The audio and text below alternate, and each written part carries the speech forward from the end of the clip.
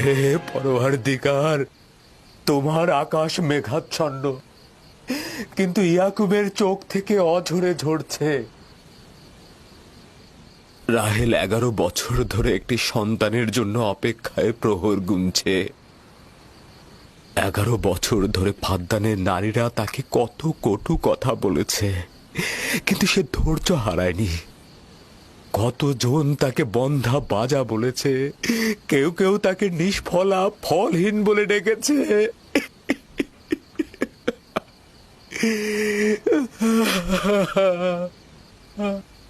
হে মহান ধর্মগুরু, আমাকে ক্ষমা করুন।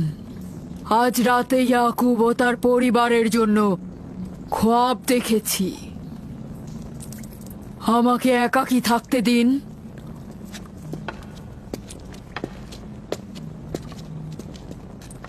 হে মহান খোদা, ইয়াকুব আর তার পরিবারের উপর আপনার অভিশাপ বর্ষিত করুন। তার অবশ্যই শাস্তি পাওয়া উচিত। রাহেল ও তার পুত্র আজকে রাতেই ধ্বংস হবে।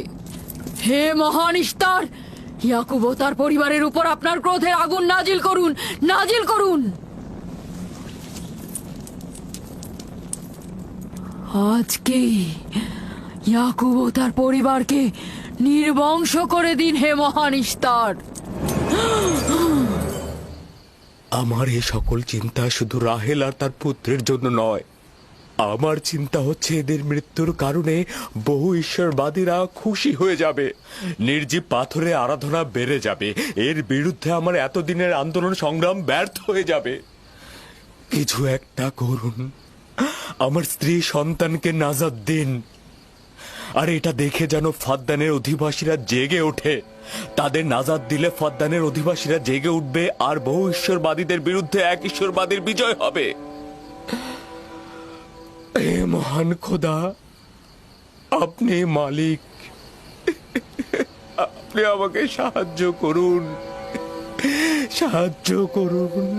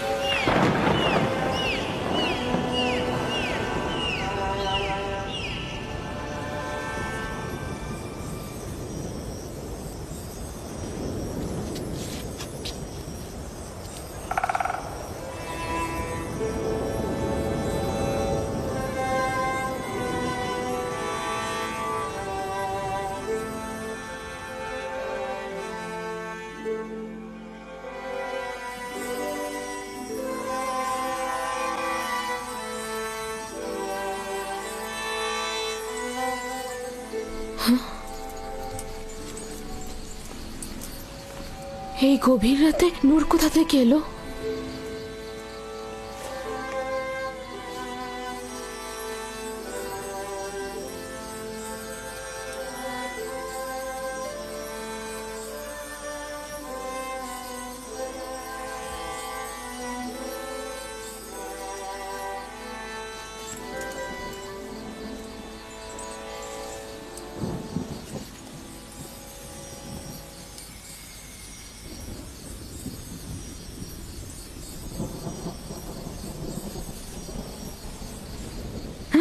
রাহেলের হুঁশ ফিরেছে।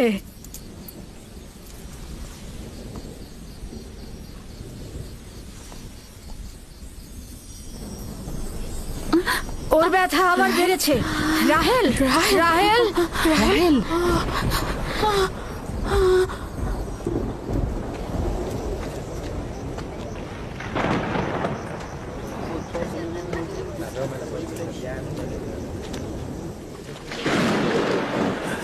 মনে হচ্ছে আজকে রাত্রি বৃষ্টি হবে।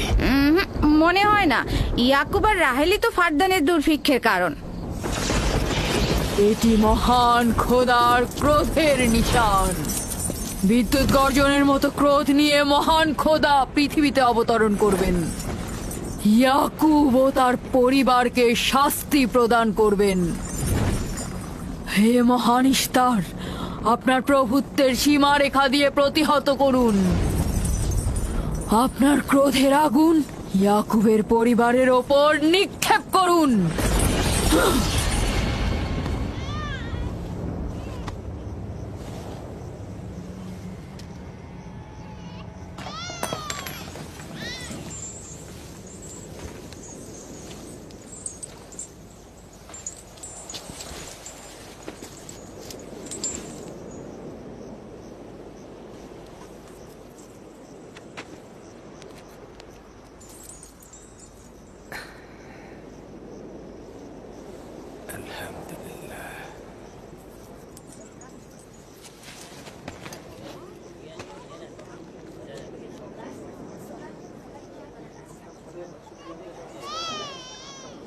তার মানে রাহেলের সন্তান সুস্থভাবেই পৃথিবীতে জন্মালো। তাহলে ইস্তারের জাদু, ইস্তারের কথা কি মিথ্যে হলো?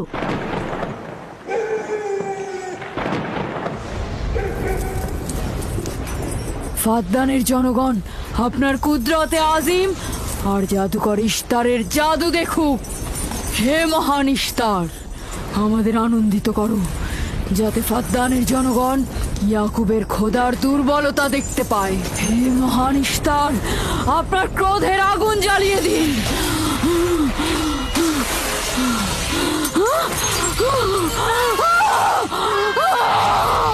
আগুন, আগুন,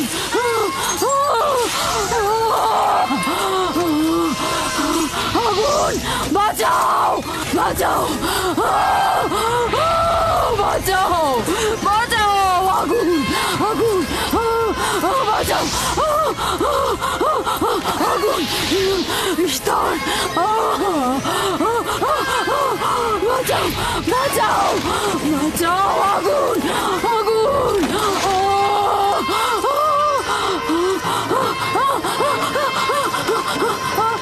আগুন, আগুন, আগুন, আগুন, বাঁচাও, বাঁচাও, বাঁচাও,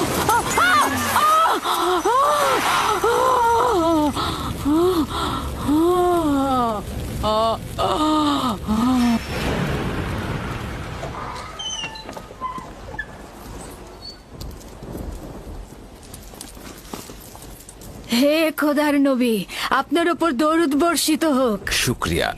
খোদা তাআলার রহমত সবার উপরে বর্ষিত হোক। মোবারক নতুন মানুষের আগমন। মোবারক হোক।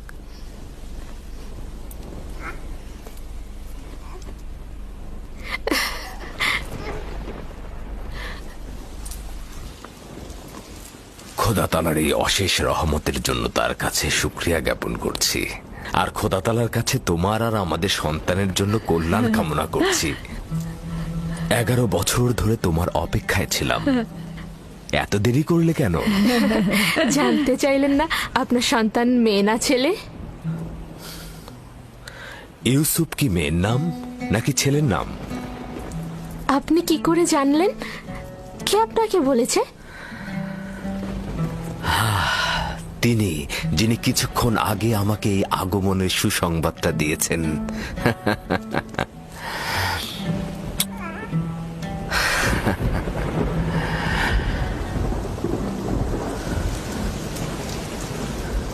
এই বৃষ্টিও তোমার কদমের বরকতেই হচ্ছে।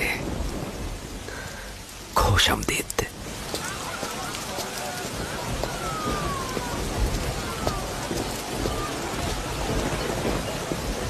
রাহেল ও তার সন্তান সুস্থই আছে। তাতে আমাদের কি? দেখো বৃষ্টি এসেছে, এটা ফাদ্দানের দুর্ভিক্ষকে তাড়িয়ে দেবে। এটা লক্ষ্য করছো না কেন? বৃষ্টি, ইয়াকুবের সন্তান, রাহেল সবই একই যোগসূত্রে বাঁধা।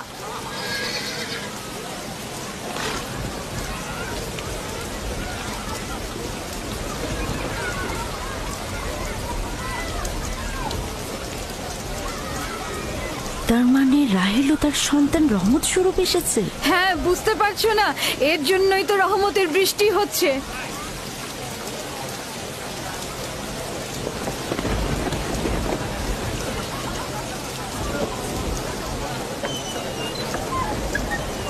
প্রিয় জনগণ, কেন তোমরা দাঁড়িয়ে আছো? ভেড়া এবং উট কোরবানি করো, ফদ্দানকে সজ্জিত করো, আর ইয়াকুবের খোদার প্রতি অবশ্যই ধন্যবাদ জ্ঞাপন করব, কেননা আজ আমার কন্যার জীবন রক্ষা করেছে এবং আজ ফদ্দানের দুর্ভিক্ষ শেষ হওয়ার শেষ দিন।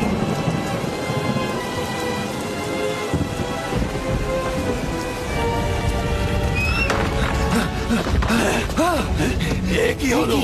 আগুন কিভাবে লাগলো? আগুন লেগেছে। স্টার ইস্টার পড়ে যাচ্ছে। এ মহান স্টার, যাবেন না ওখানে, যাবেন না ওখানে, আগুন লেগে যাবে, আগুন লেগে যাবে, যাবেন না, ওখানে যাবেন না, পুড়ে যাবেন। তোমরা কে কোথায় আছো? আগুন লেগেছে, স্টার পুড়ে যাচ্ছে। ইস্তারের মন্দিরে আগুন লেগেছে। হায় হায়, আগুন লেগেছে। দেখুন দেখুন জনাবে আলী, ইস্তারের মন্দিরে আগুন লেগেছে, দেখুন। কি বললে? কি হয়েছে? ইস্তারের মন্দিরে আগুন লেগেছে, সব পুড়ে যাচ্ছে।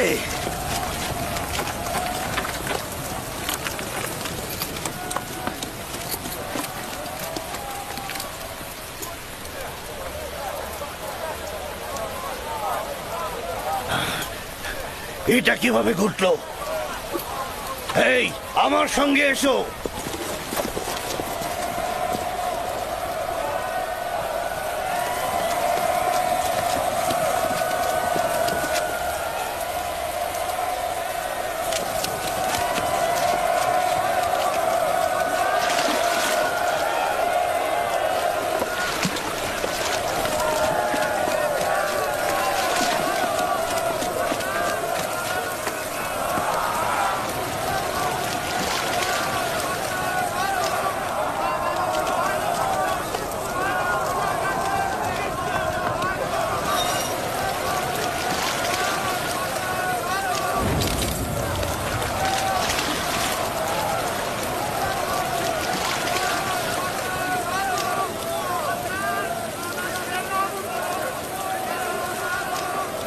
বৃষ্টিতে সবকিছু ধৌত করে আগুন নিভিয়ে দেয়, তাহলে মন্দিরের আগুন কেন নিচ্ছে না?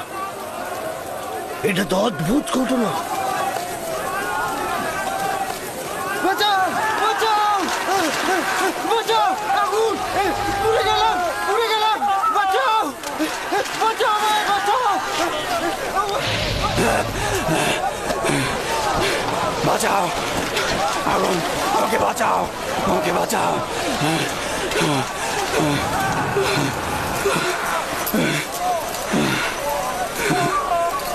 ধর্মগুরু, ইস্তারের জাদুর কি হলো? সে আগুনের ভিতর জ্বলছিল, আমি তাকে বাঁচাতে পারলাম না। জাদুকর আগুনে পড়েছে? জাদুকর ইস্তার আগুনে পুড়ে গেছে। আমরা তো ভাবতেই পারছি না যে তিনি আগুনে পুড়ে মারা যাবে। তার জন্য কিছুই করা গেল না। তার মানে আগুন ধর্মগুরুর খোদাকেও পোড়াতে পারে। ভাই, এটা তো সহজ ব্যাপার, ও তো খোদা নয়, পূর্বেই তো। এই ছিল শক্তিশালী ইস্তার, যার ধর্মগুরুরা আগুনে পড়লো অথচ সে কিছুই করতে পারলো না। দেখো, ইস্তার তো বলেছিল রাহেল ও তার সন্তান ধ্বংস হবে।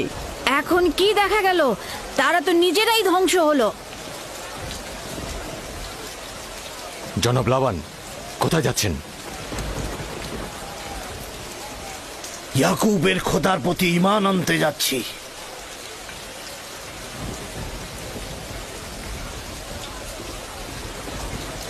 এখন কি হলো ধর্মগুরু? আপনি তো বলেছিলেন ইয়াকুব ফাদ্দানের জন্য অভিশাপ, সে ফাদ্দানের অধিবাসীদের ধ্বংসের কারণ হবে। এখন কি হলো? কিন্তু ইয়াকুবের সন্তান তো আমাদের জন্য বরকত স্বরূপ নাজিল হয়েছে। চলো চলো, সবাই চলো। তোমরা সবাই কোথায় যাচ্ছ? মন্দির আগুনে পুড়ছে আর তোমরা সবাই চলে যাচ্ছ। ফিরে এসো, তোমরা ফিরে এসো। তোমরা যেও না, ফিরে এসো, ইস্তারের খোদা রাগান্বিত হবে। তোমরা ফিরে এসো, ইস্তারে খোদা নাজাত দেবে। এ আগুন থাকবে না, নিভে যাবে। ফিরে এসো, ধর্মগুরু আগুনে পুড়ছে, তোমরা তাকে ফেলে যেও না। তোমরা ফিরে এসো, ইস্তারে খোদা রাগান্বিত হবেন। তোমরা ফিরে এসো, আগুন নেভাও। আমি তোমাদের অনুরোধ করছি, তোমরা ফিরে এসো, ফিরে এসো।